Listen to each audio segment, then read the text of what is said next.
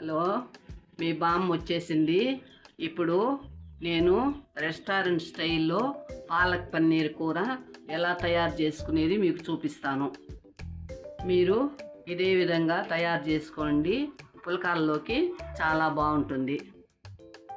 ఇక లేట్ చేయకుండా వీడియోలోకి వెళ్ళిపోదాం. ఇప్పుడు స్టవ్ వెలిగించుకున్నాము, పాన్ పెట్టుకున్నాము. ఈ పాన్లో ఈ పాలకూరని బాగా తొడియాలు తీసేసి బాగా శుభ్రంగా కడుక్కొని 2 సార్లు మనం పాన్లో వేస్తున్నాము.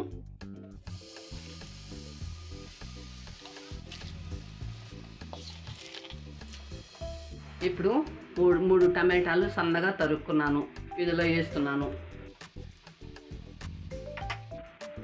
ఒక 5 పచ్చిమిర్చి సన్నగా తరుక్కున్నాను, అవి కూడా ఈ పాలకూరలో వేసేస్తున్నాను. కొంచెం సాల్ట్ వేస్తున్నాను. ఇవి మనం ఇప్పుడు మూత పెట్టేసుకుని ఓ 10 నిమిషాల దాకా ఉడకాలి.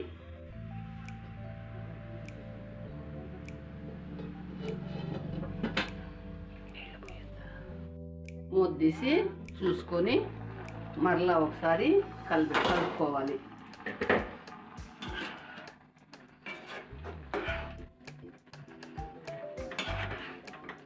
దీంట్లో నుంచి ఈ ఆకులో నుంచి నీరు వస్తుంది బాగా. ఆ నీరుతోనే సాధ్యమైనంత వరకు ఉడికిపోతుంది. చాలకపోతే మనం కొంచెం నీళ్ళు వేసుకునేది తర్వాత.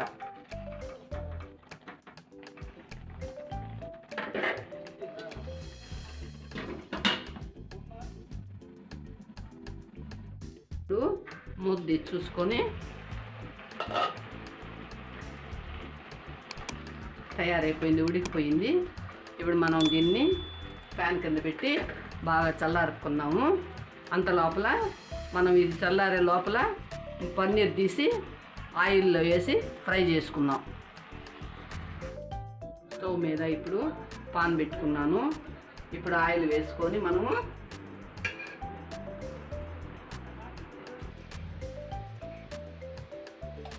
రెండు స్పూన్ల ఆయిల్ వేసుకున్నాము. వేసుకొని ఇప్పుడు ఈ పన్నీర్ని దీంట్లో బాగా ఫ్రై చేసుకోవాలి. ఇప్పుడు నేను వేస్తున్నాను, చూడండి.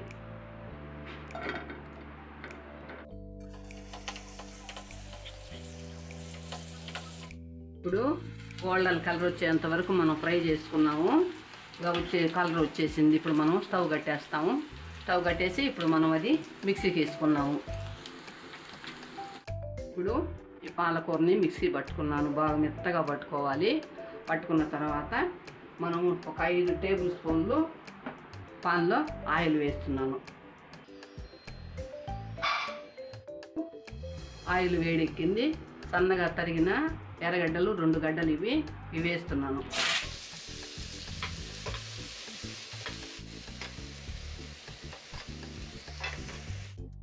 ఇప్పుడు అల్లం వెల్లుల్లి పేస్టు ఒక టేబుల్ స్పూను వేస్తున్నాను.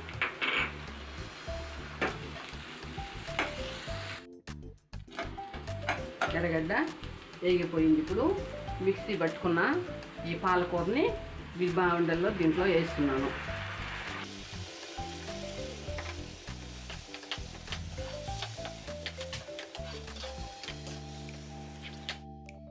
ఇప్పుడు 2 నిమిషాల తర్వాత పసుపు పొడి వేస్తున్నాను.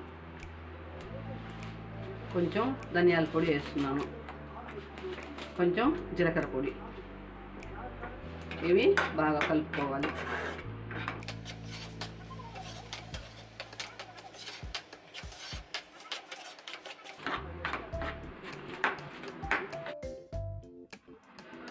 ఇప్పుడు మూత తీసి చూద్దాం.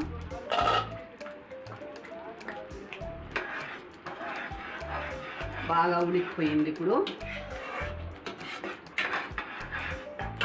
ఇంకా చిక్కబడిపోయింది. మనం ఇప్పుడు ఈ పన్నీరు తీసి పాలకూరలో వేసేద్దాం. వేసేసి బాగా కలుపుకుందాం.